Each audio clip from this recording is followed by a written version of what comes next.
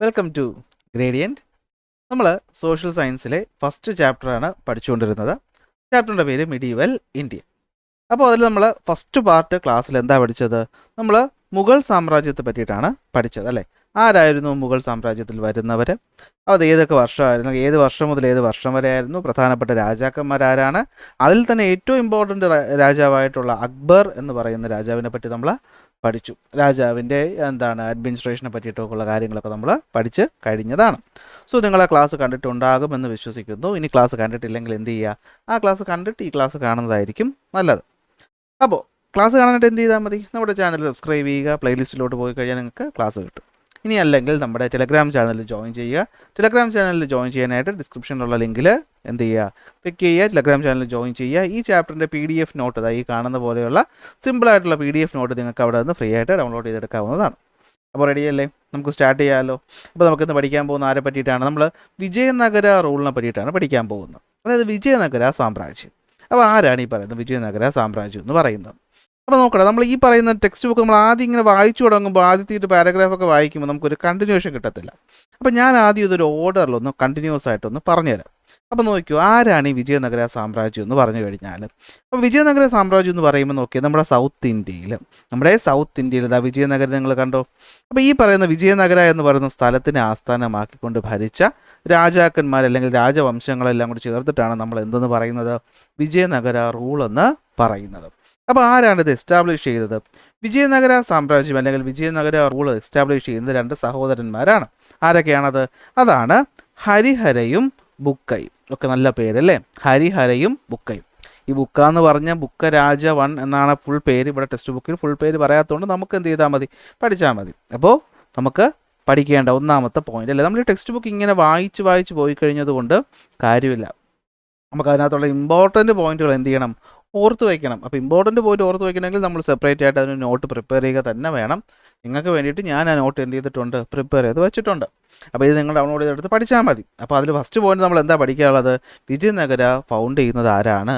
വിജയനഗര എന്ന സാമ്രാജ്യം ഫൗണ്ട് ചെയ്യുന്നത് 2 പേരാണ്. ആരൊക്കെയാണത്? ഹരിഹര ബുക്ക. ഇപ്പം തന്നെ പഠിച്ചു വെച്ചു ആരൊക്കെയാണ്, ഹരിഹര ബുക്ക. ഏത് വർഷമാണ്? 1336. ഇപ്പോൾ വർഷം 2025 അല്ലേ. അപ്പോൾ അതിനൊക്കെ ഒരുപാട് വർഷങ്ങൾക്ക് മുമ്പ് 1336 എന്ന് പറയുന്ന ഈ സി എന്ന് വെച്ചാൽ എന്താണെന്നറിയാവോ? സി എന്ന് വെച്ചാൽ കോമൺ ഇറ എന്നാണ്. നമ്മളിപ്പോഴത്തെ AD എന്ന് പറയുന്നതും അത് തന്നെയാണ് ഇവിടെ ഉദ്ദേശിക്കുന്നത്, കോമൺ ഇറ. ഓക്കെ, അപ്പോൾ നമ്മളിപ്പോഴത്തെ വർഷം അങ്ങനെ ഓർത്ത് വെച്ചാൽ മതി. അപ്പോൾ ആരൊക്കെയാണ്? ഹരിഹരയും ബുക്കയും കൂടെ ചേർന്നിട്ട് നമ്മൾ ഈ കാണുന്നത് ഈ വിജയനഗര എന്ന് പറയുന്ന സ്ഥലത്ത് ഒരു സാമ്രാജ്യം ആരംഭിക്കുന്നു. ആ സാമ്രാജ്യമാണ് എന്താ, ഈ പറയുന്ന വിജയനഗര സാമ്രാജ്യമായിട്ട് മാറുന്നത്. പക്ഷേ ഹരിഹരയും ബുക്കയും എന്തല്ല, വിജയനഗര സാമ്രാജ്യം ഒന്നല്ല. അവരുടെ ഡൈനാസ്റ്റിയുടെ പേര് സംഗമ ഡൈനാസ്റ്റി എന്നാണ്. എന്താണ്? സംഗമ ഡൈനാസ്റ്റി. അപ്പോൾ സംഗമ ഡൈനാസ്റ്റി എന്ന് പറയുന്ന ഡൈനാസ്റ്റിയാണ് ആദ്യം വരുന്നത്. അതിലെ രാജാക്കന്മാരായിരുന്നു ഹരിഹരയും ബുക്കയും. അവർ 1336 വിജയനഗര എന്ന് പറയുന്ന സ്ഥലത്തൊരു രാജവംശം തുടങ്ങുന്നു. അത് പിന്നീട് വളർന്നുകൊണ്ടേയിരിക്കുന്നു. അപ്പോൾ അങ്ങനെ ഹരിഹര ഭരിച്ചു ആദ്യം. അത് കഴിഞ്ഞിട്ട് ബുക്ക വന്നു. പിന്നെ പിന്നെ ഒരു 3-4 ചെറിയ രാജാക്കന്മാർ വരുന്നു. പക്ഷേ പ്രശ്നം എന്താ, ഈ ഹരിഹരയും ബുക്ക് നല്ല കഴിവുള്ള രാജാക്കന്മാരായിരുന്നു. പക്ഷേ പിന്നെ കുറച്ച് കഴിഞ്ഞ് വന്നവർ അത്ര പവർഫുൾ ആയിരുന്നില്ല. അപ്പോൾ അവരെന്ത് ചെയ്യും, ഉറപ്പായിട്ടും കൂടെ നിൽക്കുന്നവൻ കാലുവാരും, അവരെ പറ്റിക്കും. എന്ത് ചെയ്യും, ഈ കഴിവുള്ളവൻ അടുത്ത രാജാവായിട്ട് മാറും. അങ്ങനെ ഈ പറയുന്ന സംഗമ ഡൈനാസ്റ്റിക്ക് ശേഷം അടുത്ത് വരുന്നതാണ് ആര്, സാലുവ ഡൈനാസ്റ്റി. ആരാണ്? സാലുവ ഡൈനാസ്റ്റി. ടെക്സ്റ്റ് ബുക്കിലുണ്ട്, നോക്കിയേ, കണ്ടോ. ആദ്യം പറയുന്ന ആരാണ്? സംഗമ ഡൈനാസ്റ്റി. ആരൊക്കെയാണ്? ഹരിഹരയും ബുക്കയും. ഹരിഹര ബുക്കന്മാർ കഴിഞ്ഞതിന് ശേഷം വരുന്ന രാജാക്കന്മാർ അത്ര ശക്തിയില്ലാത്തവരായതുകൊണ്ട് അവരെ എടുത്ത് പുറത്താക്കിയിട്ട് ആര് വരികയാണ്? സാലുവ ഡൈനാസ്റ്റി വരികയാണ്. ആരാണ്? നരസിംഹ സാലുവയാണ് അത് ഫൗണ്ട് ചെയ്യുന്നത്. ആരാണ്? നരസിംഹ സാലുവ. ഈ നരസിംഹ സാലുവ തന്നെയാണ് അവിടുത്തെ പ്രോമിനൻ്റ് റൂളർ എന്നും പറയുന്നത്. അങ്ങനെ സാലുവ ഡൈനാസ്റ്റി കുറേ കാലം ഭരിക്കുന്നു. അത് കഴിയുമ്പോൾ എന്ത് പറ്റും, സാലുവ ഡൈനാസ്റ്റിയുടെ കാലുവാരിയിട്ട് ആര് വരും? തുളുവ ഡൈനാസ്റ്റി വരും. ആര് വരും? തുളുവ ഡൈനാസ്റ്റി. തുളുവ ഡൈനാസ്റ്റി ആരംഭിക്കുന്നത് വീര നരസിംഹനാണ്. എങ്കിലും ഈ വീരനരസിംഹനേക്കാളും പവർഫുള്ളായ ഒരു രാജാവ് അവിടെ വരികയാണ്. വീരനരസിംഹന് ശേഷം വരുന്നതാണ് ആരാണ്? കൃഷ്ണദേവരായ. ഇതാണ് നമ്മുടെ ഇന്നത്തെ നായകൻ. ആരാണ്? കൃഷ്ണദേവരായ. നമ്മൾ മുകളിൽ അക്ബറിനെ പറ്റി പഠിച്ചതുപോലെ നമ്മളിവിടെ പഠിക്കാൻ പോകുന്ന ആരെ പറ്റിയിട്ടാണ്? കൃഷ്ണദേവരായയെ പറ്റിയിട്ടാണ്. അങ്ങനെ കൃഷ്ണദേവരായയൊക്കെ ഭരിച്ചുകൊണ്ടിരിക്കുന്ന കാലഘട്ടം കഴിയുമ്പോഴത്തേക്ക് എന്ത് പറ്റുമെന്ന് വെച്ച് കഴിഞ്ഞാൽ ഒരു യുദ്ധം നടക്കും. അതായത് കൃഷ്ണദേവരായൊക്കെ മരിച്ചിട്ട് പിന്നെ കുറച്ച് കഴിയുമ്പോഴത്തേക്കും അത്ര ശക്തിയില്ലാത്ത ആൾക്കാർ വരും. ഓക്കെ, കൃഷ്ണദേവരായ എന്ത് പറ്റും, അതിനുശേഷം വരുന്നതാണ് എന്തെന്ന് പറയുന്നത്, ഒരു യുദ്ധം നടക്കും. ആ യുദ്ധത്തിൻ്റെ പേരാണ് തളിക്കോട്ട യുദ്ധം. ഇത് യുദ്ധമാണ് തളിക്കോട്ട യുദ്ധം. അതാണ് നമ്മുടെ ചാപ്റ്റർ തുടങ്ങുമ്പോൾ അല്ലെങ്കിൽ ഈ പറയുന്ന ഭാഗത്ത് പറയുന്നത്. ഓക്കെ, 1565 ഒരു യുദ്ധം നടക്കും. ഈ യുദ്ധത്തിൽ എന്ത് പറ്റും, ഈ വിജയനഗര സാമ്രാജ്യവും ആ പറയുന്ന ക്യാപിറ്റലും ഒക്കെ പൂർണ്ണമായിട്ടും നശിക്കും. ആ യുദ്ധത്തിൻ്റെ പേരാണ് തളിക്കോട്ട യുദ്ധം. അപ്പോൾ തളിക്കോട്ട യുദ്ധത്തിൽ ഈ പറയുന്ന രാജവംശമൊക്കെ നാമവിശേഷമായിട്ട് ഡെക്കാണിൽ നിന്ന് വന്ന സുൽത്താനേറ്റിൻ്റെ ആൾക്കാർ അല്ലെങ്കിൽ സുൽത്താൻ ഭരണത്തിൽപ്പെട്ട ആൾക്കാരാണ് എന്ത് ചെയ്യുന്നത്, ഇവരെ തോൽപ്പിക്കുന്നത്. അങ്ങനെ ആ രാജ്യവും എല്ലാം നശിച്ചു പോകും. അപ്പോൾ എന്താ പറ്റുന്നതെന്ന് വെച്ച് കഴിഞ്ഞാൽ അവരുടെ തലസ്ഥാനമായിട്ടുള്ള ഈ കൃഷ്ണദേവരായയുടെ തലസ്ഥാനമായിട്ടുള്ള ഹംപി എന്ന് പറയുന്ന സ്ഥലം, ഇവിടെയാണ് ഹംപി. നമ്മളൊരു മലയാള സിനിമയുണ്ടല്ലോ, ഇവിടെ ഞാൻ സിനിമയുടെ പേര് മറന്നു, ഈ കോളേജിൽ നിന്ന് കുറേ പിള്ളേർ ടൂർ പോകുന്നൊരു പടമുണ്ട്. ആ ടൂർ പോകുന്ന സിനിമയിൽ അവരെവിടെ പോകുന്നുണ്ട്, ഈ ഹംപി എന്ന് പറയുന്ന സ്ഥലത്ത് പോകുന്നുണ്ട്. ആ സ്ഥലമൊക്കെ അവരിവിടെ കാണിക്കുന്നുണ്ട്, അതിൽ കൃഷ്ണദേവരായയെ പറ്റിയിട്ട് പറയുന്നുമുണ്ട്. അങ്ങനെ കൃഷ്ണദേവരായയുടെ ഹംപി മാത്രം ഉണ്ടാവും. അങ്ങനെ ആ രാജ്യം അവിടെ തീരുന്നു. പക്ഷേ അത് കഴിഞ്ഞിട്ടാണ് ഈ പറയുന്ന ഈ തളിക്കോട്ട യുദ്ധമൊക്കെ കഴിഞ്ഞതിന് ശേഷമാണ് എന്ത് ചെയ്യുന്നത്, സത്യം പറഞ്ഞാൽ ഈ അരവിഡു ഡൈനാസ്റ്റി വരുന്നത്. അതായത് ഒരു ചെറിയ ഡൈനാസ്റ്റി ആയിരുന്നു എന്തെന്ന് പറയുന്നത്, അരവിഡു ഡൈനാസ്റ്റി. നല്ല പേരല്ലേ, അരവിഡു ഡൈനാസ്റ്റി. അതിൽ വരുന്ന പ്രധാന രാജാക്കന്മാരാണ് തിരുമലയും വെങ്കിട വണ്ണും. അങ്ങനെ മൊത്തം ഈ പറയുന്ന 4 ഡൈനാസ്റ്റികളും കൂടെ ചേർന്നിട്ടാണ് എന്ത് വരുന്നത്, വിജയനഗര റൂൾ അല്ലെങ്കിൽ വിജയനഗര എന്ന് പറയുന്ന സാമ്രാജ്യം. അങ്ങനത്തെ 4 കിങ്സ് അല്ലെങ്കിൽ 4 കിങ്ഡംസ് ചേർന്നിട്ടാണ്, അല്ലെങ്കിൽ 4 ഡൈനാസ്റ്റികൾ ചേർന്നിട്ടാണ് വരുന്നത്. ഇപ്പോൾ നമ്മൾ ഡൽഹി സുൽത്താനേറ്റിനെ പറ്റി നമ്മൾ പഠിച്ചില്ലേ. ഡൽഹി സുൽത്താനേറ്റിൽ എന്ത് വരും, അടിമ, ഖിൽജി, ലോധി, അങ്ങനെ പല ഡൈനാസ്റ്റി വരും. അതുപോലെ ഈ പറയുന്ന നമ്മുടെ ഈ വിജയനഗര റൂളിനകത്ത് വരുന്നതാണ് 4 ഡൈനാസ്റ്റികൾ. പേര് പഠിച്ചു വെച്ചേ പറ്റുള്ളൂ, ഉറപ്പാണ് ചോദിക്കും. ആരൊക്കെയാണ്? സംഗമ, സാലുവ, തുളുവ, അരവിഡു. പറഞ്ഞേ, സംഗമ, സാലുവ, തുളുവ, അരവിഡു. ഒന്നുകൂടെ, സംഗമ, സാലുവ, തുളുവ, അരവിഡു. അതിൽ സംഗമം നമുക്ക് ഓർത്ത് വയ്ക്കാം. ആരൊക്കെയാണ്? മെയിനായിട്ടുള്ള ഹരിഹരയും ബുക്കയും. ഹരിഹരനും ബുക്കനും ഒന്ന് ഓർത്ത് വെച്ചു. സാലുവയിൽ വരുന്നതാണ് നരസിംഹ സാലുവ. സാലുവ ഉള്ളതുകൊണ്ട് എളുപ്പമാണ്. തുളുവയിൽ വരുന്നതാണ് ആര്? വീരനരസിംഹനും കൃഷ്ണദേവരായയും. കൃഷ്ണദേവരായെ പറ്റി നമ്മൾ ഇനി അങ്ങോട്ട് കുറേ പഠിക്കും. അരവിഡുവിൽ വരുന്നതാണ് ആര്? തിരുമലയും വെങ്കിടവണ്ണും. ഓക്കെ ആണല്ലോ. അപ്പോൾ എന്തൊക്കെ പോയിന്റ് നമ്മളിപ്പോൾ പഠിച്ചു വെച്ചേക്കുന്നത്? നമ്മൾ പഠിച്ചു വെച്ചേക്കുന്ന ഫസ്റ്റ് പോയിന്റ് എന്താണ്? വിജയനഗര സാമ്രാജ്യം സ്ഥാപിച്ചത് ആര്? വിജയനഗര സാമ്രാജ്യം 1336 സ്ഥാപിക്കുന്ന 2 പേര് ചേർന്നിട്ടാണ്, ഹരിഹരയും ബുക്കയും. അത് മറക്കണ്ട. അതിലേറ്റവും പവർഫുൾ റൂളർ ആര് എന്ന് ചോദിച്ചു കഴിഞ്ഞാൽ ഇപ്പോൾ നിങ്ങൾക്കറിയാം ആരാണത്. അത് നമ്മുടെ കൃഷ്ണദേവരായയാണ്. 1509 തൊട്ട് 1529 വരെയാണ് എന്ത്, ഈ പറയുന്ന കൃഷ്ണദേവരായ ഭരിക്കുന്നത്. അടുത്ത് നമുക്ക് നോക്കാനുള്ളതാണ് എന്ത്, ഈ പറയുന്ന പ്രധാനപ്പെട്ട വിജയനഗര സാമ്രാജ്യത്തിലെ രാജാക്കന്മാരും അവരുടെ ഡൈനാസ്റ്റിയും. ഏതൊക്കെയാണ്? സംഗമ, സാലുവ, തുളുവ, അരവിഡു. സംഗമയിലാണെങ്കിൽ ഹരിഹരനും ബുക്കനും, സാലുവയിലാണെങ്കിൽ നരസിംഹ സാലുവ, തുളുവയിലാണെങ്കിലോ വീരനരസിംഹനും കൃഷ്ണദേവരായയും, അരവിഡുവിലാണെങ്കിലോ തിരുമലയും വെങ്കിടവണ്ണും. ഇനി ഇങ്ങനെ ഈ പറയുന്ന യുദ്ധത്തിൽ എന്ത് ചെയ്തു, ഇവർ പരാജയപ്പെടുന്നു, അല്ലെങ്കിൽ ഈ രാജ്യം ഇല്ലാതാകുന്നു. പക്ഷേ പിന്നീട് ഇങ്ങനെ രാജ്യം ഉണ്ടെന്ന് നമ്മളെങ്ങനെയാണ് അറിഞ്ഞേ? നമ്മൾ അറിഞ്ഞത് ആര് കാരണമാണ്? അത് കേണൽ മെക്കൻസി കാരണമാണ്. ആര് കാരണമാണ്? Colonel McKinsey. 1800 കേണൽ മെക്കൻസിയാണ് എന്ത് ചെയ്യുന്നത്, ഈ ഹംപി എന്ന നഗരത്തിൻ്റെ അവശിഷ്ടങ്ങൾ കണ്ടെടുക്കുകയും അവിടുന്ന് വീണ്ടും പഠനം നടത്തിയപ്പോഴാണ് നമുക്ക് മനസ്സിലായത്, മുഗൾ സാമ്രാജ്യം മാത്രമല്ല, ആ ഒരു കാലഘട്ടത്തിൽ സുൽത്താനേറ്റും അത് കഴിഞ്ഞ് മുഗളും ഒക്കെ ഉള്ള സമയത്ത് നമ്മൾ സൗത്ത് ഇന്ത്യയിലും അതുപോലെ പ്രബലരായിട്ടുള്ള ഒരു രാജവംശം ഉണ്ടായിരുന്നു അല്ലേ. നമുക്ക് അന്ന് അറിയാമെന്നുള്ളത് മറ്റേ ചോള, ചേര, പാണ്ഡ്യന്മാരെ പറ്റി മാത്രമായിരുന്നു. എന്നാൽ അതല്ലാതെ ഇങ്ങനെ ഒരു സൂപ്പർ ഡൈനാസ്റ്റി ഇവിടെ ഉണ്ടെന്നുള്ള കാര്യം നമ്മൾ മനസ്സിലാക്കി. അതാണ് പറയുന്നത്. അപ്പോൾ വിജയനഗര സാമ്രാജ്യത്തിന് എന്താ സംഭവിച്ചത്? 1565 എന്ത് ചെയ്തു, അത് ഡിസ്ട്രോയ് ചെയ്യപ്പെട്ടു. യുദ്ധത്തിൻ്റെ പേരാണ് തളിക്കോട്ട യുദ്ധം. എങ്ങനെ എന്ത് ചെയ്തു? ഹംപി എന്ന് പറയുന്ന നഗരമൊക്കെയാണ് ബാക്കി ഉണ്ടായത്, ബാക്കി മൊത്തം നശിച്ചു പോയി. 1800 ആയപ്പോൾ കേണൽ മെക്കൻസി വന്നു. ഇതെന്ത് ചെയ്തു, അദ്ദേഹം ആരായിരുന്നു? ഒരു ഈസ്റ്റ് ഇന്ത്യ കമ്പനി. 800 എന്ന് പറയുമ്പോൾ അറിയാമല്ലോ, ഇവിടെ എന്തുണ്ട്, ബ്രിട്ടീഷ് ഈസ്റ്റ് ഇന്ത്യ കമ്പനി വന്നതിന് ശേഷമാണ് അല്ലേ. അങ്ങനെ എന്ത് പറ്റുന്നു, ഈ പറയുന്ന അവർ വിജയനഗര സാമ്രാജ്യം കണ്ടെടുക്കുകയും അവിടത്തെ പറ്റി പഠിക്കുകയും ചെയ്തു. ഇത്രയും പോയിന്റ് ഓക്കെ ആണല്ലോ. അപ്പോൾ ഇതാണ് നമുക്ക് ഈ ആദ്യത്തെ ഇത്രയും പേജിനകത്ത് പഠിക്കാനുള്ളത്. ഇവിടെ വരെ കണ്ടോ, ഇവിടെ വരെ നമുക്ക് എന്ത് ചെയ്യാനാണ്, ഇതാണ് പഠിക്കാനായിട്ട് ഉള്ളത്. ഓക്കെ, അപ്പോൾ ഇത്രയും നമ്മൾ പഠിച്ചു. അപ്പോൾ അടുത്ത് നമ്മൾ ആരെ പറ്റി പഠിക്കാൻ പോവുകയാണ്? നമ്മൾ കൃഷ്ണദേവരായയെ പറ്റി പഠിക്കാൻ പോവുകയാണ്. ആരെ പറ്റി പഠിക്കാൻ പോവുകയാണ്? കൃഷ്ണദേവരായയെ പറ്റി പഠിക്കാൻ പോവുകയാണ്. അപ്പോൾ ആരാണ് കൃഷ്ണദേവരായ? നമുക്ക് എങ്ങനെയാണ് മനസ്സിലായത് കൃഷ്ണദേവരായ എന്നൊരു രാജാവ് ഉണ്ടെന്ന്? ഞാൻ കഴിഞ്ഞ ക്ലാസ്സിലും പറഞ്ഞു അല്ലേ, നമ്മളെപ്പോഴും ചരിത്രത്തെ പറ്റി പഠിക്കുന്നത് എങ്ങനെയാണ്? ആ ചരിത്രകാരന്മാർ, അതായത് കുറേ ആൾക്കാർ ഈ ഘട്ടത്തിൽ ജീവിച്ചിരുന്നു. അവർ ഓരോ സ്ഥലത്ത് പോകുമ്പോൾ എന്ത് ചെയ്യും, ആ സ്ഥലത്ത് കണ്ട കാര്യങ്ങളൊക്കെ ഇങ്ങനെ എഴുതി വയ്ക്കും. അങ്ങനെ എഴുതി വെക്കുന്നവരെയാണ് നമ്മൾ എന്താണ് ഇന്ന് നമ്മൾ വ്ളോഗിങ് ചെയ്യുന്ന പോലെ ഇന്നത്തെ നമ്മൾ യൂട്യൂബിലെ വ്ളോഗേഴ്സ് എന്ത് ചെയ്യുന്നു, ഗൈസ് നോക്കൂ ഗൈസ് ഞാൻ ഇവിടെ എത്തി ഗൈസ്, അവിടെ ഞാൻ അത് കണ്ടു ഗൈസ് എന്നൊക്കെ പറയുന്ന പോലെ എന്ത് ചെയ്യും, ഇവർ അന്ന് കണ്ട കാര്യങ്ങളൊക്കെ എഴുതി വെക്കും. അപ്പോൾ അന്നത്തെ ഈ വ്ളോഗർമാരായിട്ടുള്ള കുറച്ച് ആൾക്കാരുണ്ട് നമ്മളോട്ട് ട്രാവലേഴ്സാണ്. ആ രണ്ട് പ്രധാനപ്പെട്ട ട്രാവലേഴ്സിൻ്റെ അവരുടെ കൃതികളിൽ നിന്നൊക്കെയാണ് നമുക്ക് എന്ത് മനസ്സിലായത്, ഇവിടുത്തെ അന്നത്തെ രീതിയെ പറ്റിയിട്ടൊക്കെ കുറേ ഐഡിയ കിട്ടിയത്. അപ്പോൾ അവരാരൊക്കെയെന്നൊന്ന് അറിഞ്ഞു വെച്ചേക്കണം. രണ്ടുപേരും ഇമ്പോർട്ടൻ്റ് ആണ്. ഒന്ന് ബാർബോസ. ആരാണ്? ബാർബോസ. ഒരു യൂറോപ്യൻ ട്രാവലർ ആയിരുന്നു. ഓക്കെ, ദുവാർത്തെ ബാർബോസ എന്നൊക്കെയാണ് ഫുൾ പേര്. അത് നമുക്ക് വേണ്ട, നമുക്ക് ബാർബോസ മതി. പിന്നെ വരുന്ന ഒരു പോർച്ചുഗീസ് ട്രാവൽ ആയിട്ടുള്ള ഡൊമിംഗോ പയസുമാണ്. ഈ ബാർബോസ നിങ്ങൾ മെഗലനെ പറ്റി കേട്ടിട്ടുണ്ടോ? യാത്ര ചെയ്യുന്ന ഒരു ഭയങ്കര ഫേമസ് യാത്രികനായിരുന്നു മെഗലൻ. ഈ മെഗലൻ മരിച്ചു എന്നൊക്കെ പറഞ്ഞ അക്കൗണ്ടൊക്കെ നമുക്ക് കിട്ടുന്നത് ഈ ബാർബോസ, ദുവാർത്തെ ബാർബോസയുടെ കൃതിയിൽ നിന്നാണ്, അല്ലെങ്കിൽ അവരുടെ യാത്രാ വിവരണത്തിൽ നിന്നാണ്. അങ്ങനെ ഈ പറയുന്ന ദുവാർത്തെ ബാർബോസയും ഡൊമിംഗോ പൈസും ഒക്കെ എന്ത് ചെയ്യുന്നുണ്ട്, ഈ കാലഘട്ടത്തിൽ ഇങ്ങോട്ട് വരുന്നുണ്ട്. അവരിങ്ങനെ രാജാവിനെ പറ്റിയിട്ടും ഈ പറയുന്ന അവരുടെ രീതികളെ പറ്റിയിട്ടും ഒക്കെ വിശദമായിട്ട് പറയുന്നുണ്ട്. അങ്ങനെയാണ് നമ്മൾ കൃഷ്ണദേവരായ എങ്ങനത്തെ കിടിലൻ റൂളറാണെന്നുള്ളത് മനസ്സിലാക്കിയത്. അപ്പോൾ ആരാ കൃഷ്ണദേവരായ? കൃഷ്ണദേവരായ 1509 തൊട്ട് 1529 വരെ ഏതാണ്ട് 20 കൊല്ലം ഈ വിജയനഗര സാമ്രാജ്യം ഭരിച്ചിരുന്ന വ്യക്തിയാണ് ആര്? തുളുവ ഡൈനാസ്റ്റിയിൽപ്പെടുന്ന കൃഷ്ണദേവരായ. കൃഷ്ണദേവരായയുടെ കാലത്ത് നമുക്ക് ഇപ്പോൾ ഇവരുടെ യാത്രാ വിവരണമൊക്കെ വായിച്ച് ഈ പറയുന്ന കാര്യമൊക്കെ എഴുതി കഴിഞ്ഞപ്പോൾ ഇതൊക്കെ നമ്മൾ വായിച്ച് നോക്കിയപ്പോൾ നമുക്ക് എന്താ മനസ്സിലായത്? അദ്ദേഹം ചില്ലറക്കാരനായിരുന്നില്ല. ഓക്കെ, ഇമ്പീരിയൽ എക്സ്പാൻഷൻ, അതായത് ഈ പറയുന്ന രാജാവിൻ്റെ, നിങ്ങൾ ഇത്രയും മനസ്സിലാക്കി വെച്ചാൽ ഈ പറയുന്ന രാജാവിൻ്റെ കാലഘട്ടത്തിൽ ഈ രാജ്യം നന്നായിട്ട് വളർന്നു.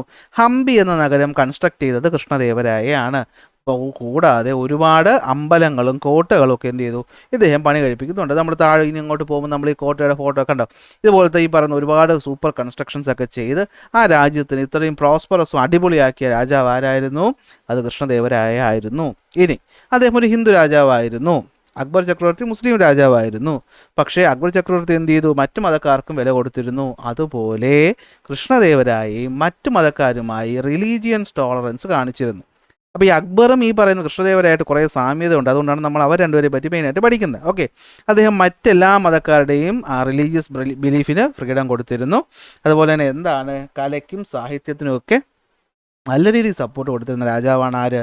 കൃഷ്ണദേവരായ. അദ്ദേഹം ഒരു സാഹിത്യകാരനായിരുന്നു. അദ്ദേഹം 2 പുസ്തകങ്ങൾ എഴുതിയിട്ടുണ്ട്.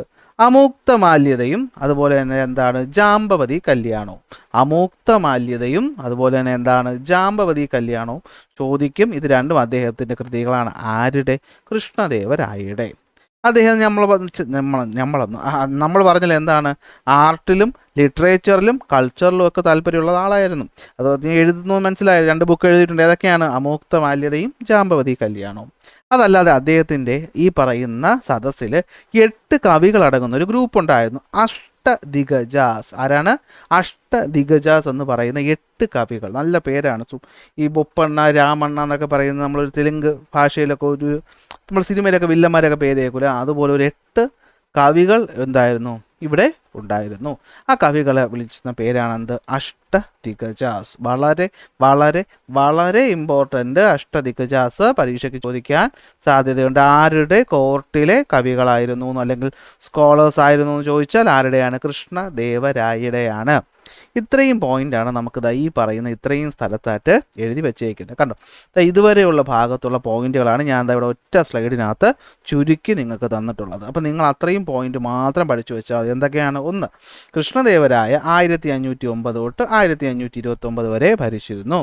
അദ്ദേഹത്തിൻ്റെ കാലത്താണ് ഹംപി നഗരം പണി കഴിപ്പിക്കുന്നത്. അദ്ദേഹം ഒരുപാട് അമ്പലങ്ങളും അതുപോലെ തന്നെ എന്താണ്, കോട്ടയൊക്കെ പണി കഴിപ്പിച്ചിരുന്നു. അദ്ദേഹം റിലീജിയൻസ് ടോളറൻസ് കാണിച്ചിരുന്ന ആളായിരുന്നു. അദ്ദേഹം എല്ലാ മതക്കാർക്കും ആരാധിക്കാനുള്ള സ്വാതന്ത്ര്യം കൊടുത്തിരുന്നു. അദ്ദേഹം കലയ്ക്കും സാഹിത്യത്തിനുമൊക്കെ എന്താണ്, സപ്പോർട്ട് കൊടുത്തിരുന്നു. അദ്ദേഹം 2 പുസ്തകങ്ങൾ എഴുതിയിട്ടുണ്ട്. ഏതൊക്കെയാണ് ആ പുസ്തകങ്ങൾ? അമൂക്തമാല്യതയും ജാമ്പവതി കല്യാണവും. മാത്രമല്ല അദ്ദേഹത്തിൻ്റെ സദസ്സിൽ എന്തായിരുന്നു, പ്രധാനപ്പെട്ട 1-2 കവികളൊക്കെ ഉണ്ടായിരുന്നു. 1, 2 അല്ല 8 എണ്ണം. അഷ്ടം 8, അതാണ് അഷ്ടദിഗജാസ് എന്ന് പറയുന്നത്. അങ്ങനത്തെ കവികൾ ഉണ്ടായിരുന്നു. ഇനി ഈ പറയുന്ന സമയത്ത്, ആരുടെ സമയത്ത്? കൃഷ്ണദേവരായ ഭരിച്ചിരുന്ന സമയത്ത് ഇന്ത്യ വിസിറ്റ് ചെയ്ത 2 ട്രാവലേഴ്സിനെ പറ്റി നമ്മൾ അറിയണം. ഒന്ന് യൂറോപ്യൻ ട്രാവലായിട്ടുള്ള ബാർബോസ, ദുവാർത്തെ ബാർബോസ. പിന്നെ വരുന്നതാണ് എന്ത്? ഡൊമിംഗോ പയസ് എന്നിങ്ങനെ 2 യാത്രക്കാർ ഉണ്ടായിരുന്നു. കാരണം അതെവിടെ നമുക്ക് നോക്കിയത്, the king allowed such a freedom that anyone, irrespective of being Christian, Jew, Moor Moor ഒരു വംശത്തിൽപ്പെട്ട മൂർ എന്ന് പറയുന്നത് എന്താണ്, ഒരു മതം പോലത്തെ സംഭവമാണ്. ഓക്കെ, അവർക്ക് എന്താണ് ഫ്രീ ആയിട്ട് ജീവിക്കാനും അവരുടെ മതങ്ങൾ ആചരിക്കാനും അല്ലെങ്കിൽ അത് പ്രൊപ്പഗേറ്റ് ചെയ്യാനുള്ള അവകാശം അല്ലെങ്കിൽ അതിനുള്ള സ്വാതന്ത്ര്യം ആര് കൊടുത്തിരുന്നു? കൃഷ്ണദേവരായ കൊടുത്തിരുന്നു. കണ്ടോ, ബാർബോസ പറഞ്ഞതാണ്. കാരണം ഈ ഒരു സമയമാകുമ്പോൾ നിങ്ങൾ ആലോചിച്ച് നോക്കി, ഈ 1500 ആകുമ്പോൾ ആര് വന്നു? ഇവിടെ പോർച്ചുഗീസുകാർ നമ്മുടെ കടലിലുമാകാം അല്ലെ, നമ്മുടെ ആര് വന്നിട്ടുണ്ട്? ആരാണ്? നമ്മുടെ വാസ്കോ ഡ ഗാമയൊക്കെ 1498 വരുന്നത്. അപ്പം ഈ പറയുന്ന 1498 നമ്മൾ വാസ്കോ ഡ ഗാമ എത്തിയിട്ടുണ്ട്. ഈ വാസ്കോ ഡ ഗാമയെ പോർച്ചുഗീസുകാരാണല്ലോ വാസ്കോ ഡ ഗാമ എന്ന് പറയുന്നത്. അപ്പോൾ അവർക്ക് മുമ്പ് ഇവിടെ ആരുണ്ട്? അറബികളുണ്ട്. അതുപോലെ തന്നെ എന്താണ് ഈ പറയുന്ന ജൂതമതക്കാരും മൂർ മതത്തിൽപ്പെട്ടവരും ഒക്കെ എന്താണ് ഇന്ത്യയിൽ ട്രേഡിന് വേണ്ടിയിട്ട് വന്നിരുന്നു. ട്രേഡിന് മാത്രമല്ല, അവർ കുറേ ആൾക്കാർ ഇവിടെയൊക്കെ താമസിക്കുകയും ചെയ്യുമായിരുന്നു. അപ്പോൾ അവരുടെ തെക്ക് റിലീജിയസ് ടോളറൻസ് ആര് കാണിച്ചിരുന്നു? നമ്മുടെ കൃഷ്ണദേവരായ കാണിച്ചിരുന്നു. ഇതാണ് ഫസ്റ്റ്. അപ്പോൾ റിലീജിയസ് പോളിസീസിനെ പറ്റി നമുക്ക് നോക്കിക്കഴിഞ്ഞാൽ അറിയാൻ പറ്റും. എന്താണ് നോക്കിയേ, റിലീജിയസ് പോളിസീസ് ഓഫ് അക്ബർ. ഇതൊരു ചോദ്യമാണ്, ഇത് ഇവിടെ കിടപ്പുണ്ട്. കണ്ടോ, ഈ ചോദ്യത്തിൻ്റെ ഉത്തരവ് ഞാൻ നിങ്ങൾക്ക് വേണ്ടി തന്നിട്ടുണ്ട്. എന്താ ചോദ്യം? Prepare a note on comparing the religious policies of Akbar and Krishnadevaraya. കൃഷ്ണദേവരായയുടെ അക്ബറിൻ്റെ റിലീജിയസ് പോളിസീസ് നോക്കാൻ നമുക്കറിയാം. അക്ബർ എന്ന് പറയുന്നത് എന്താണ്? ഇബാദത്ത് ഖാനെ പണി കഴിപ്പിച്ചിരുന്നു. മറ്റു മതക്കാരുമായിട്ട് ബന്ധം എന്താണ് നല്ല സ്വാതന്ത്ര്യം, നല്ല സ്നേഹം പുലർത്തിയിരുന്നു. ദിൻ ഇലാഹി എന്ന മതം കൊണ്ടുവന്നു, മറ്റു മതങ്ങളൊക്കെ ചേർത്തിട്ട്. അതുപോലെ തന്നെ എന്തായിരുന്നു? എല്ലാ ഫെയ്ത്തിലുള്ളവർക്കും അവരുടെ മതം ആചരിക്കാനും അതിനുള്ള കാര്യങ്ങൾ ചെയ്യാനൊക്കെ ഉള്ള അധികാരം ആരും കൊടുത്തിരുന്നു? കൃഷ്ണദേവരായും കൊടുത്തിരുന്നു. അപ്പോൾ പറഞ്ഞു വരുമ്പോൾ ഇവർ രണ്ടുപേരും എന്തായിരുന്നു? റിലീജിയൻസ് ടോളറൻസ് കാണിച്ചിരുന്ന ആൾക്കാരാണെന്നുള്ളതിന് ഇനി എന്തെങ്കിലും ഉദാഹരണം വേണോ? വേണ്ട. അത് അവർ പറഞ്ഞതാണോ? അവരെ പറ്റി അവരുടെ കവികൾ എഴുതിയതാണോ? അല്ല. വിദേശത്ത് നിന്ന് ഈ രാജ്യത്ത് എത്തിയവർ അവരുടെ അക്കൗണ്ടുകളിൽ നിന്നാണ് നമുക്ക് എന്ത് ചെയ്തത്? ഈ പറയുന്ന കാര്യങ്ങൾ മനസ്സിലായത്. അക്കൗണ്ട് എന്ന് വെച്ചാൽ ഫേസ്ബുക്ക് അക്കൗണ്ട് അല്ല, അവർ എഴുതി വെച്ചേക്കുന്ന കാര്യമാണ് ഉദ്ദേശിച്ചത്. ഓക്കെ അല്ലേ? ഇത്രയും സെറ്റാണെങ്കിൽ നിങ്ങൾ ഇപ്പോൾ തന്നെ വീഡിയോ ഒന്ന് പോസ് ചെയ്തിട്ട് ഒരു 2 മിനിറ്റ് ബ്രേക്ക് എടുക്കുക. കാരണം ഇനിയും കണ്ടിന്യൂസ് ആയിട്ട് ക്ലാസ്സിലൊന്ന് കണ്ടു കഴിഞ്ഞാൽ ചിലപ്പോൾ നിങ്ങൾ ഉറങ്ങി വീഴും. ഓക്കെ, ഹിസ്റ്ററിയാണ്. അപ്പോൾ ഉറങ്ങി വീഴാതിരിക്കാൻ ഒരു ബ്രേക്ക് എടുക്കണം. ഞാൻ എന്ത് ചെയ്യും? ക്ലാസ് കണ്ടിന്യൂ ചെയ്ത് പോകും. നോക്കാമല്ലോ. ഇനി വരുന്ന അഡ്മിനിസ്ട്രേറ്റീവ് സിസ്റ്റമാണ്. അഡ്മിനിസ്ട്രേറ്റീവ് സിസ്റ്റം എന്ന് വെച്ച് കഴിഞ്ഞാൽ നമ്മുടെ മുഗൾ സാമ്രാജ്യത്തെ പോലെ തന്നെ ഇവിടെ എന്താണ്? മൊണാർക്കി ആയിരുന്നു. മൊണാർക്കി എന്ന് വെച്ചാൽ രാജാവാണ് ടോപ്പ്, ബാക്കിയുള്ളവരൊക്കെ താഴെ. രാജാവ് പറഞ്ഞാൽ ആരുടെ തല വേണമെങ്കിലും അപ്പം തന്നെ എന്ത് ചെയ്യും? വെട്ടിയെടുക്കുക. ആരെ വേണമെങ്കിലും പിടിച്ച് ജയിലിടും, എന്ത് വേണമെങ്കിലും ചെയ്യും. സോ അതാണ് മൊണാർക്കി എന്ന് പറയുന്നത്. അപ്പോൾ വിജയനഗര അഡ്മിനിസ്ട്രേഷനും എന്ത് തന്നെയായിരുന്നു? മൊണാർക്കി തന്നെ ആയിരുന്നു. ഇനി അഡ്മിനിസ്ട്രേഷൻ എങ്ങനെയായിരുന്നു എന്ന് ചോദിച്ചു കഴിഞ്ഞാൽ അവിടെ നമ്മൾ എന്ത് ചെയ്തു? ഒരു ട്രയാങ്കിളിനകത്ത് പഠിച്ചില്ലേ ഈ പറയുന്ന രാജ്യത്തെ പലതായിട്ട് ഡിവൈഡ് ചെയ്തിട്ടുണ്ടെന്ന്. അതുപോലെ ഇവിടെ എന്ത് ചെയ്തിട്ടുണ്ട്? രാജ്യത്തിന് മണ്ഡലം, നാട്, സ്ഥൽ, ഗ്രാമ എന്നിങ്ങനെ എന്ത് ചെയ്തിട്ടുണ്ടായിരുന്നു? ഡിവൈഡ് ചെയ്തിട്ടുണ്ടായിരുന്നു. അപ്പോൾ അവിടുത്തെ പോലെ തന്നെ ഇവിടെയും അല്ലേ, പേരിൽ മാത്രമേ വ്യത്യാസമുള്ളൂ അല്ലേ. മണ്ഡലം, നാട്, സ്ഥലം, ഗ്രാമം എന്നിങ്ങനെ എന്ത് ചെയ്തിട്ടുണ്ടായിരുന്നു? ഈ പറയുന്ന നമ്മുടെ കൃഷ്ണദേവരായ എന്ത് ചെയ്തിട്ടുണ്ടായിരുന്നു? നാടിനെ ഡിവൈഡ് ചെയ്തിട്ടുണ്ടായിരുന്നു. അവിടെയും ഈ പറയുന്ന നമ്മുടെ അക്ബർ ചക്രവർത്തിക്ക് കുറേ ആൾക്കാരുണ്ടായിരുന്ന പോലെ ഇവിടെയും ഒരു ക്യാബിനറ്റും അതിനെ സഹായിക്കാനായിട്ട് എന്താണ് പ്രധാനപ്പെട്ട മന്ത്രിമാരും ഉണ്ടായിരുന്നു. അവിടെ ഉള്ളതുപോലെ അവിടെ പക്ഷേ കോടതികൾ നമുക്കില്ലെന്നല്ലേ പറഞ്ഞാൽ, റിലീജിയസ് കോർട്ടുകളെ ഉണ്ടായിരുന്നുള്ളൂ. പക്ഷേ ഇവിടെ എന്താണ്? ഇവിടെ കോടതികൾ എക്സിസ്റ്റ് ചെയ്തിരുന്നു. അവരാണ് എന്താണ്? ജസ്റ്റിസ് അഡ്മിനിസ്റ്ററിങ് ജസ്റ്റിസ് എന്ന് വെച്ച് കഴിഞ്ഞാൽ നീതി നടപ്പാക്കിയിരുന്നത് ആ കോടതികളായിരുന്നു. ഇനി ഗ്രാമപ്രദേശങ്ങളിൽ എന്ത് എക്സിസ്റ്റ് ചെയ്തിരുന്നു? നാട്ടുകൂട്ടം എന്നൊക്കെ നമ്മൾ പറയുന്ന പോലത്തെ വില്ലേജ് കോർട്ടുകൾ എക്സിസ്റ്റ് ചെയ്തിരുന്നു. ചെറിയ ചെറിയ തർക്കങ്ങളൊക്കെ അവിടെ തന്നെ ആയിരുന്നു. പക്ഷേ ഈ രണ്ടിടത്തും എന്താണ് പറഞ്ഞ വിധി ആർക്ക് മാറ്റാൻ പറ്റും? രാജാവിന് മാറ്റാൻ പറ്റും. അതാണ് മൊണാർക്കി കൊണ്ട് നമ്മളിവിടെ ഉദ്ദേശിക്കുന്നത് അല്ലേ. രാജാവാണ് ടോപ്പ്, രാജാവിന് താഴെയുള്ളൂ. ഇനി കോടതി ആയാലും എന്തായാലും എങ്കിലും അത്യാവശ്യം നീതി ന്യായമൊക്കെ നോക്കാനായിട്ട് കോടതികൾ ഉണ്ടായിരുന്നു at various levels for administering justice. Okay, പക്ഷേ എന്താണ് ഇവിടെ പറഞ്ഞിരിക്കുന്നത്? കണ്ടോ, with the king as the final appellate authority. പക്ഷേ ഏറ്റവും അവസാനം ആരാണ്? രാജാവ് തന്നെയാണ്. നമ്മളിപ്പോൾ സുപ്രീം കോടതിയിൽ പോകുന്ന പോലെ ആരാണ്? അന്നത്തെ അവിടുത്തെ സുപ്രീം കോടതി രാജാവ് തന്നെ ആയിരുന്നു. ഓക്കെ ആണല്ലോ. ഇതാണ് ഇവിടുത്തെ അഡ്മിനിസ്ട്രേറ്റീവ് സിസ്റ്റത്തിനെ പറ്റിയിട്ട് പറയുന്നത്. ഇത്രയും ഭാഗമാണ് നമ്മളിവിടെ ഈ പോയിന്റിനകത്ത് ഉൾപ്പെടുത്തിയിട്ടുള്ളത്. ഇനി വരുന്നതാണ് വിഷയം. നമ്മളെ അവിടെ വേറൊരു കാര്യം പഠിച്ചു. എവിടെ? നമ്മൾ അക്ബറിൻ്റെ കാലത്ത് നമ്മളൊരു കാര്യം പഠിച്ചു. എന്താണ്? മാൻസബ്ദാരി സിസ്റ്റം. ഓർമ്മയുണ്ടോ മാൻസബ്ദാരി സിസ്റ്റം? അതുപോലെ നമ്മുടെ കൃഷ്ണദേവരായയ്ക്കും അതുപോലത്തെ ഒരു പരിപാടി ഉണ്ടായിരുന്നു. അതിൻ്റെ പേരാണ് അമരനായക സിസ്റ്റം. എന്തുവാണ്? അമരനായക സിസ്റ്റം. അപ്പോൾ എന്താണ് അമരനായക സിസ്റ്റം? ഇതാണ് ഇവിടെ പറഞ്ഞിരിക്കുന്നത്. അമരനായക സിസ്റ്റം എന്ന് പറഞ്ഞാൽ എന്താണ് നമുക്ക് നോക്കാം.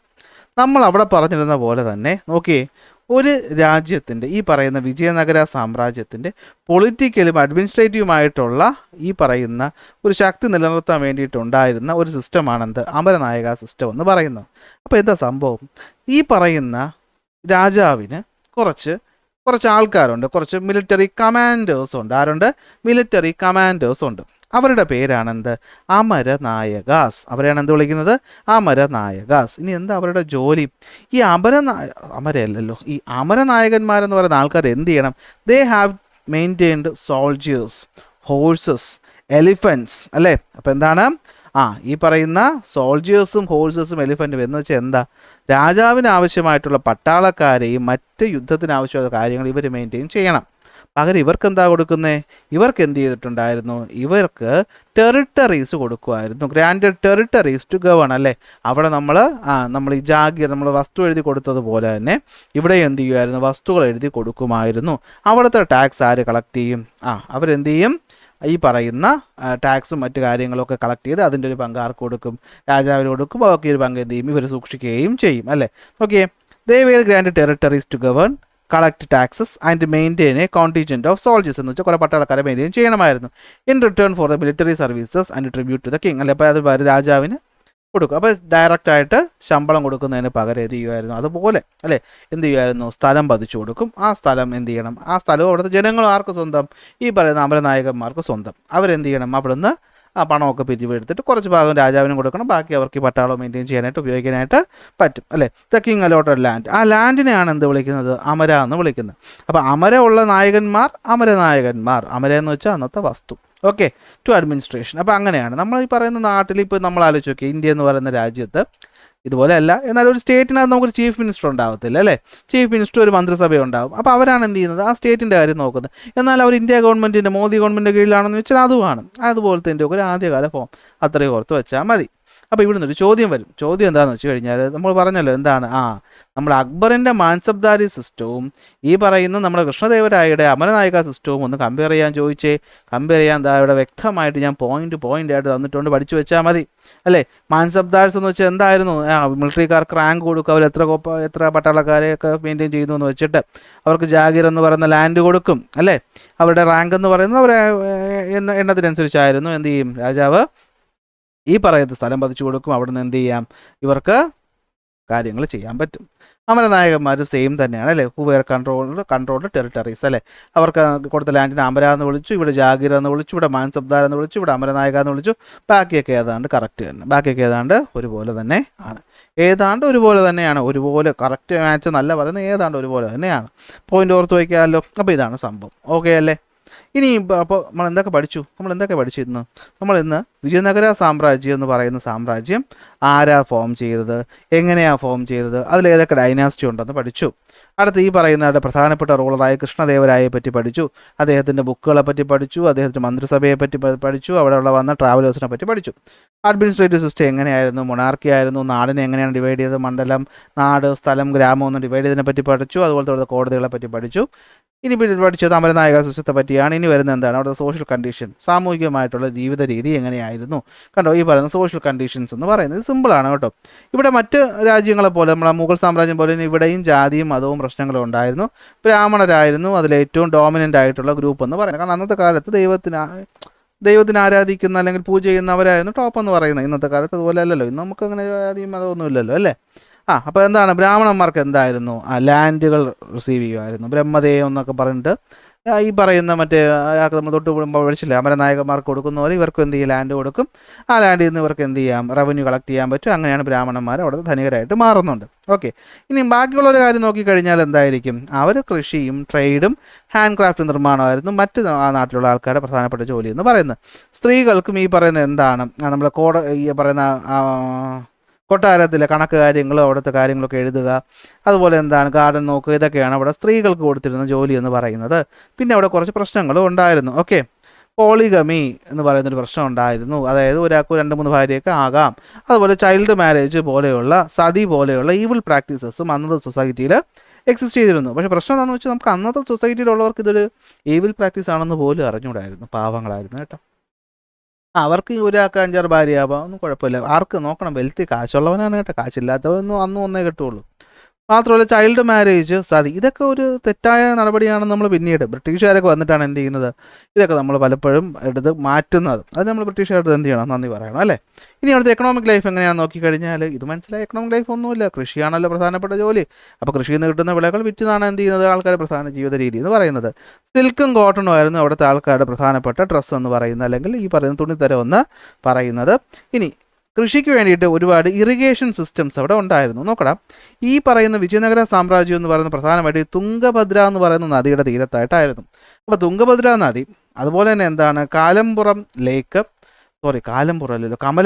ലേക്ക്, അതുപോലെ തന്നെ എന്താണ് ഹിരിയ കനാൽ എന്നൊക്കെ പറയുന്നത് ഇവിടുത്തെ പ്രധാനപ്പെട്ട ഇറിഗേഷൻ പ്രോജക്റ്റുകളാണ്. എന്ന് വെച്ചാൽ രാജാവ് മുൻകൈ എടുത്ത് കൃഷിക്ക് വേണ്ടിയിട്ട് കൊടുത്ത കാര്യങ്ങളാണ്. ഇതാ കണ്ടോ, ഡൊമിംഗോ പയസിൻ്റെ കാര്യം ഇവിടെ പറയുന്നത് കണ്ടോ. Going forward you have a broad and beautiful street. അന്നത്തെ ആ പറയുന്ന സാമ്രാജ്യത്തെ പറ്റി വിശദീകരിക്കുകയാണ്. വലിയ സ്ട്രീറ്റ് ഉണ്ടായിരുന്നു, അവിടെ കുതിര കച്ചവടക്കാരുണ്ടായിരുന്നു, ഗ്രേപ്സും വുഡും വിൽക്കുന്നവരുണ്ടായിരുന്നു, പേളും ക്ലോത്തും വിൽക്കുന്നവരൊക്കെ ഉണ്ടായിരുന്നു, നമുക്കെന്ന് മനസ്സിലായി.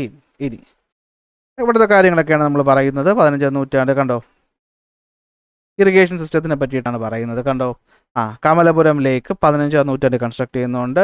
ഹിരിയ കനാലുണ്ട്, അതൊരു ഡാമാണ്, തുംഗഭദ്ര റിവറിന് എക്രോസ് ആയിട്ട്, അതൊക്കെ അഗ്രികൾച്ചർ സെക്ടറിനെ പ്രൊമോട്ട് ചെയ്യാൻ വേണ്ടിയിട്ട് ചെയ്തതായിരുന്നു. തീരുന്നില്ല. ഇനി അവിടെയും നമ്മൾ ഇന്നത്തെ പോലെ തന്നെ ലാൻഡ് സർവേ ചെയ്യുകയും അതിൽ നിന്ന് ടാക്സ് കളക്ട് ചെയ്യുകയും ചെയ്യുമായിരുന്നു. ലാൻഡ് സർവേ ചെയ്യുകയും ടാക്സ് കളക്ട് ചെയ്യുകയും ചെയ്യുമായിരുന്നു. കാരണം നോക്കിയേ, ഈ ടാക്സ് ആണ് നമ്മുടെ ഗവൺമെൻറ്റിൻ്റെ പ്രധാനപ്പെട്ട വരുമാന മാർഗ്ഗമെന്ന് പറയുന്നത്. Okay, the main source of government revenue എന്തൊക്കെയാണ്? Land tax, professional tax, building tax, licence fees, court imposed fines എന്ന് വെച്ചാൽ നമ്മൾ ഇന്നത്തെ കോടതിയിലുള്ള പോലെയൊക്കെ തന്നെ കാര്യങ്ങളാണ് അന്നും അവിടെ എക്സിസ്റ്റ് ചെയ്തിരുന്നത്. ഇനി അവിടുത്തെ ട്രേഡിനെ പറ്റി നോക്കുകയാണെങ്കിലോ, ട്രേഡ് എന്ന് വെച്ച് കഴിഞ്ഞാൽ നോക്കിയേ, ഒരുപാട് ട്രേഡ് നല്ല രീതിയിൽ ഇവിടെ നടക്കുമായിരുന്നു. പ്രധാനമായിട്ടും പോർച്ചുഗീസുകാരും അറബുകളുമാണ് പ്രധാനമായിട്ടും ഇവിടുത്തെ ട്രേഡിൻ്റെ കാര്യങ്ങൾ നോക്കിയിരുന്നത്. ചൈന, ശ്രീലങ്ക പോലുള്ള രാജ്യങ്ങളുമായിട്ടും ട്രേഡ് റിലേഷൻ ഉണ്ടായിരുന്നു. ഇവിടുത്തെ കുതിര കച്ചവടം എന്ന് പറയുന്നത്, കുതിരയുടെ ഈ പറയുന്ന ട്രേഡ് എന്ന് പറയുന്നത് വളരെ ഇമ്പോർട്ടൻ്റ് ആയിരുന്നു. അതുകൊണ്ട് ഈ കുതിരകളെ കച്ചവടം ചെയ്യുന്ന ആൾക്കാർ അവർ കുതിര ചെട്ടീസ് എന്നാണ് വിളിച്ചിരുന്നത്. അപ്പോൾ കുതിര ചെട്ടീസ് എന്ന് വെച്ചാൽ ആരായിരുന്നു? കുതിര ചെട്ടി എന്ന് വെച്ചാൽ എന്തായിരുന്നു? ഓക്കെ, ദ ലോക്കൽ ഹോഴ്സ് ട്രേഡേഴ്സിനെയാണ് എന്ത് വിളിച്ചത്? കുതിര ചെട്ടികൾ എന്ന് വിളിച്ചത്. ഇങ്ങനെയാണ് ഇവിടെ പോയിക്കൊണ്ടിരുന്നത്. പക്ഷേ മനസ്സിലാക്കേണ്ട കാര്യം, ഈ പോർച്ചുഗീസും അറബും അത്ര നല്ല ബന്ധത്തിലുള്ളവരല്ല. നമ്മൾ കേരള ചരിത്രം പഠിക്കുമ്പോഴും ഇവർ തമ്മിൽ എപ്പോഴും അടിയാണ് അല്ലേ. നമ്മുടെ ഇന്ത്യയിലെ ഈ ട്രേഡ് മൊണോപ്പൊളി ആർക്ക് വേണം? പോർച്ചുഗീസുകാർക്ക് വേണമെന്ന് പറഞ്ഞിട്ട് അവന്മാർ ഇങ്ങോട്ട് വള്ളവും പിടിച്ചോ അല്ല കപ്പലും പിടിച്ചോ ഒക്കെ വരുന്നത്. പക്ഷേ അന്ന് ഇവിടെ വന്നപ്പോഴത്തേക്ക് ഇവിടെ ആരുണ്ട്? ഇവിടെ അറബികൾ നല്ല കിടിലായിട്ട് നിൽക്കുകയാണ്. ഇവർ ഓരോ രാജ്യത്ത് ചെന്നപ്പോഴും ഇവർ ആദ്യം പറയുന്നത് ഇവിടുന്ന് അറബിയെ പുറത്താക്കുക എന്നാണ്. അങ്ങനെ കുറച്ചു കാലം കഴിഞ്ഞപ്പോൾ അറബികളെ എന്ത് ചെയ്യുന്നു? ഈ പറയുന്ന ഇവർ പോർച്ചുഗീസുകാർ അവരുടെ ശക്തി ഇല്ലാതാക്കിയിട്ടാണ് പോർച്ചുഗീസ് ഇവിടെ അധികാരം പിടിച്ചെടുക്കുന്നത്. അങ്ങനെ പോയിട്ടാണ് പിന്നെ ഡച്ച് വരുന്നു, പിന്നെ ബ്രിട്ടീഷ് വരുന്നു, പിന്നെ ബ്രിട്ടീഷുകാർ ഇവിടെ കുറേ കാലം ഭരിക്കുന്നത്. Okay, over the time the Portuguese took over the control of the horse trade pushing the Arab out. അങ്ങനെ അറബികളെ എന്ത് ചെയ്തു? പുറത്താക്കുന്നു. അങ്ങനെ ഈ പറയുന്ന ട്രേഡിൽ നിന്ന് കിട്ടിയ ഇൻകം ഒക്കെ കൊണ്ട് ഈ രാജ്യം എന്ത് ചെയ്തു? നല്ല സൂപ്പറായിട്ട് വളരുന്നു. ഇതല്ലാതെ അപ്പോൾ നമുക്ക് ഇവിടെ തെളിവുകളായിട്ട് ചൈനീസ് പോട്രി, നമുക്ക് ഈ പറയുന്ന ഇവിടുന്ന് നമ്മുടെ ചൈനയുടെ ട്രേഡ് ഉണ്ടെന്ന് മനസ്സിലാക്കാൻ സാധിച്ചത് എന്താ? ചൈനീസ് പോട്രി ആയിട്ടുള്ള പല സാധനങ്ങളും നമുക്ക് ഇവിടെ നിന്ന് എന്ത് ചെയ്തിട്ടുണ്ട്? കിട്ടിയിട്ടുണ്ട്. അപ്പോൾ നോക്കിക്കോ, Vijayanagara developed into a major trading centre. എന്താ different parts of the country ആയിട്ട് അവർ ട്രേഡ് ചെയ്യുമായിരുന്നു. പോർച്ചുഗീസും അറബുകളും ഉണ്ടായിരുന്നു. കുതിരകളെ ഉണ്ടാകുന്നു, കുതിരച്ചെട്ടികളെ പറ്റി പറയുന്നുണ്ട്. ആ പോയിന്റുകളെല്ലാം ഈ 2 പാരഗ്രാഫും കൂടെ നമ്മൾ ഒറ്റ സ്ലൈഡിൽ എന്ത് ചെയ്തിട്ടുണ്ട്? നിങ്ങൾക്ക് വേണ്ടിയിട്ട് വെച്ചിട്ടുണ്ട്, പഠിച്ചാൽ മതി. ഇനി ലാസ്റ്റ് വരുന്നത് എന്താണ്? കൾച്ചറൽ ലൈഫാണ്. കണ്ടോ, ഹസാര രാമ ടെമ്പിൾ, അതുപോലെ തന്നെ ഈ ഓരോ ബിൽഡിംഗ് നോക്കി.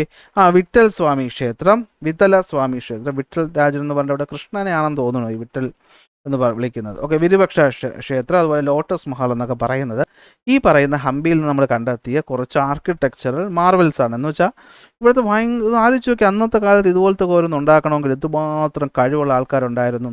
അപ്പോൾ ഈ പറയുന്ന നമ്മുടെ വിജയനഗര സാമ്രാജ്യം നമ്മൾ എടുക്കുമ്പോൾ ഇവിടുത്തെ കൾച്ചറൽ ലൈഫ് അതുപോലെ തന്നെ ആയിരുന്നു. അതായത് നോക്കി, cultural life also made progress during their period. അതെ, ഒരുപാട് സ്കൂളുകൾ, അതുപോലെ വേദങ്ങൾ, ശാസ്ത്രങ്ങൾ പഠിപ്പിക്കുന്ന സ്ഥലങ്ങളൊക്കെ എന്ത് ചെയ്തിട്ടുണ്ടായിരുന്നു? ഈ ഒരു സമയത്ത് ഡെവലപ്പ് ചെയ്തിട്ടുണ്ടായിരുന്നു. ആർട്ട്, ആർക്കിടെക്ചർ, സ്കൾപ്ചർ, ശില്പകലയൊക്കെ ഈ പറയുന്ന കൃഷ്ണദേവരായയുടെ കാലത്ത് ഒരുപാട് നല്ല രീതിയിൽ വളർന്നിട്ടുണ്ട്. അപ്പോൾ അതിൻ്റെ എക്സാമ്പിളാണ് ഈ കാണുന്നത്. നോക്കി, ഇവിടെ നമ്മൾ മനസ്സിലാക്കേണ്ട ഒരു കാര്യം എന്ന് വെച്ച് കഴിഞ്ഞാൽ, നോക്കി, ആ കാലത്തുണ്ടായിരുന്ന പ്രധാനപ്പെട്ട ആർക്കിടെക്ചറൽ രീതിയെ വിളിക്കുന്നതാണ് ദ്രവീഡിയൻ സ്റ്റൈൽ എന്ന് പറയുന്നത്. ദ്രാവിഡ്, നമ്മൾ ക്രിക്കറ്റ് കളിക്കാരൻ ദ്രാവിഡല്ല, ദ്രാവിഡന്മാരെന്നാണ് ഈ സൗത്ത് ഇന്ത്യയിലുള്ള തമിഴ്, ഈ പറയുന്ന തെലുങ്ക് ആൾക്കാരെയൊക്കെ വിളിക്കുന്നത് അല്ലേ, ദ്രാവിഡന്മാരെന്നാണ്. അപ്പോൾ നമ്മൾ അന്നാ DMK എന്നൊക്കെ പറയുന്ന തമിഴ്നാട്ടിലെ പാർട്ടിയൊക്കെ അല്ല, എൻ്റെ പേരിൽ തന്നെ ഈ ദ്രാവിഡിയൻ ഉണ്ട്. അപ്പോൾ ഈ ദ്രാവിഡ എന്ന് വെച്ചാൽ ക്രിക്കറ്റ് കളിക്കാരൻ ദ്രാവിഡല്ല, ദ്രവീഡിയൻ, ദ്രാവിഡ, എന്താ പറയുന്നത്, ഭാര്യന്മാരെന്ന് പറയുന്ന ആൾക്കാരുണ്ടല്ലോ. അതുപോലെ നമ്മൾ സൗത്ത് ഇന്ത്യ ഉണ്ടായിരുന്നവരാണ് ദ്രാവിഡർ എന്ന് പറയുന്നത്. അപ്പോൾ അവരുടെ ശില്പരീതി ദ്രാവിഡിയൻ സ്റ്റൈൽ എന്നാണ് വിളിച്ചിരുന്നത്. എന്താ പ്രധാനപ്പെട്ട നോക്കിയേ, ഇവിടെ പറയുന്നത് നോക്കിയേ, the Dravidian style of sculpture was dominant during this period. ഇനി ഇമ്പോർട്ടൻറ്റ് ഫീച്ചർ എന്ന് പറയുന്നത് എന്തായിരിക്കും? ഇതുപോലെ ജൈജാൻറ്റിക് ടെമ്പിൾസും ഗോപുരങ്ങളുള്ള ക്ഷേത്രങ്ങളും ഒക്കെയാണ്. അപ്പോൾ ഇതൊക്കെ എന്താണ് പ്രധാനമായിട്ടും ഈ പറയുന്ന കാലത്തുണ്ടായിരുന്നതാണ്. ഇതിന് പുറമെ സംസ്കൃത ഭാഷയിലും മറ്റ് തെലുങ്ക് ഭാഷയ്ക്കൊക്കെ ഒരുപാട് ലിറ്ററേച്ചർ, അതുപോലത്തെ നമ്മൾ കൃതികളൊക്കെ പഠിച്ചല്ലോ, അതിലൊക്കെ ഈ പറയുന്ന കാലത്ത് ഒരുപാട് പ്രോമിനൻസ് നൽകിയിരുന്നു എന്ന് പറയുമ്പോഴത്തേക്ക് മനോഹരമായി നമ്മൾ ഈ ഒരു ചാപ്റ്റർ എന്ത് ചെയ്യുകയാണ്, അവസാനിക്കുകയാണ്. അപ്പോൾ നിങ്ങൾ ഇപ്പോഴും ക്ലാസ്സുകൾ കണ്ടുകൊണ്ടിരിക്കുകയാണെങ്കിൽ ഉറപ്പായിട്ടും ലൈക്ക് ചെയ്യുക, ഷെയർ ചെയ്യുക, സബ്സ്ക്രൈബ് ചെയ്യുക. അടുത്ത ക്ലാസ് നമുക്ക് അടുത്ത ടോപ്പിക്കായിട്ട് കാണാം.